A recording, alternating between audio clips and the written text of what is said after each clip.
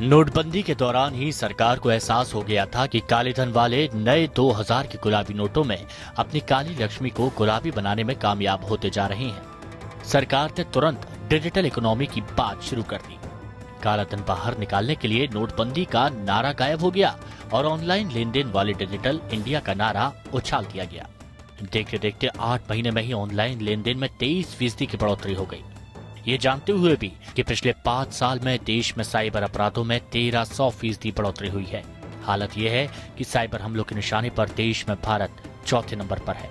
America, चीन और Brazil के बाद भारत ही साइबर हमलों का शिकार हो रहा है। इन देशों ने साइबर सुरक्षा के जरूरी कदम उठाए हैं, लेकिन भारत का ये आलम है कि यहाँ गृह मंत्रालय को ही रैनसमवेयर ने निशाने पर ले लिया है। कुछ राज्यों के पुलिस विभाग के कंप्यूटरों पर भी कब्जा कर लिया गया है। हैकिंग से बचाव और भारतीय इंटरनेट डोमेन की साइबर सुरक्षा सुनिश्चित करने वाली नोडल एजेंसी भारतीय कंप्यूटर आपातकालीन प्रतिक्रिया दल CERT ने रेड अलर्ट चेतावनी जारी की है। आपको ये जानकर हैरत होगी कि पिछले साल देश में 32,000 से ज्यादा साइबर हमले हुए हैं। केंद्र के विभिन्न मंत्रालयों और विभागों के कंप्यूटरों में 5 करोड़ से ज्यादा वायरस हमले हुए। NIC ने लगभग 3 करोड़ वायरस ब्लॉक को साफ कर दिया। पिछले साल तो गृह मंत्रालय में 1.25 करोड़ वायरस संक्रमण कंप्यूटरों से मिले। वित्त, रक्षा, पेट्रोलियम और टेलीकॉम मंत्रालय के कंप्यूटर में भी वायरस संक्रमण पाया गया है। पिछले साल देश में 4 करोड़ 97 लाख वायरस संक्रमित कंप्यूटर, लैपटॉप और अन्य डिवाइस के वायरस को खत्म किया गया है, जिसमें 3 करोड़ 15 लाख वायरस सिर्फ NIC ने खत्म किए। साथ ही 7,044 IP एड्रेस और 530 URL को ब्लॉक किया गया। यानी सरकारी तंत्र की साइबर सुरक्षा सबसे ज्यादा कमजोर और लचर है। NIC ने डाटा की सुरक्षा के लिए अलग विभागों की जरूरत बताई है। NIC ने नेटवर्क सुरक्षा, एप्लीकेशन सुरक्षा, मुख्य सूचना केंद्र, ईमेल और साइबर सुरक्षा के लिए ढांचागत व्यवस्था पर जोर दिया है। वहीं सरकारी तंत्र की साइबर सुरक्षा के लिए अगले 5 साल का खर्च 275 करोड़ रुपए का रखा है। NIC ने सभी खुफिया ऑनलाइन गेटवे को जोखिम से बचाने के लिए अगले 5 सालों में 50 करोड़ रुपए का खर्च आने का अनुमान लगाया है। लेकिन असलियत ये है कि एक तरफ हम डिजिटल इंडिया और कैशलेस इकोनॉमी की बात कर रहे हैं, तो दूसरी तरफ डिजिटल प्राइवेसी और डेटा की सुरक्षा के लिए हमारा कानूनी ढांचा बहुत ही प्रारंभिक स्तर का है। एक तरफ कानून कमजोर है तो दूसरी तरफ कानून व्यवस्था को डिजिटल बनाने की बात हो रही है। ऐसे में अगर न्याय व्यवस्था साइबर हमलों की शिकार होती है तो एक बड़ा संकट खड़ा हो जाएगा। देखिए, यूनाइटेड स्टेट्स की वेबसाइट कोर्ट की, जो कि उनके सारे के सारे ऑडियो बीच में डिलीट हो गए।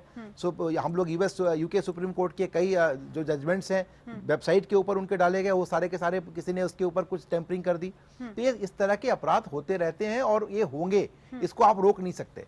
जब आपके डिफेंस मिनिस्ट्री की साइट पे, पेंटागन की साइट पे और भारत में प्रधानमंत्री कार्यालय के कई महत्वपूर्ण दस्तावेजों पे अगर साइबर अटैक हो जाता है और तो और आपके क्रेडिट कार्ड पे, आपके बैंक के पैसे पे डाका पड़ जाता है, तो ये तो हो सकता है और ये होगा।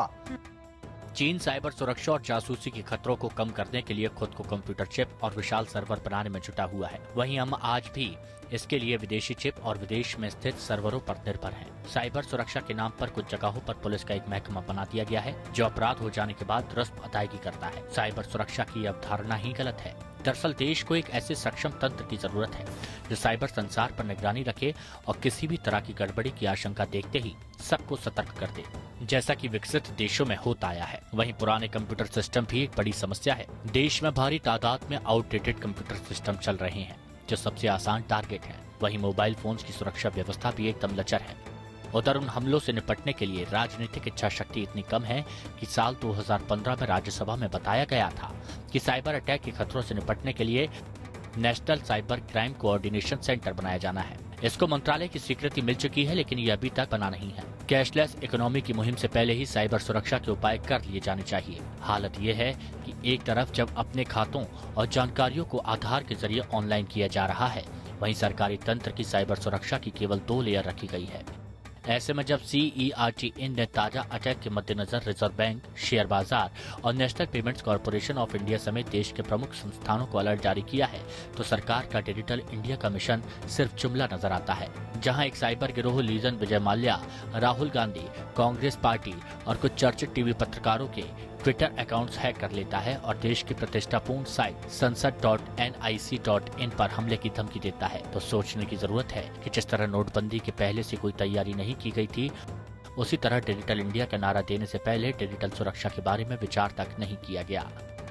अंशुमन त्रिपाठी, APN।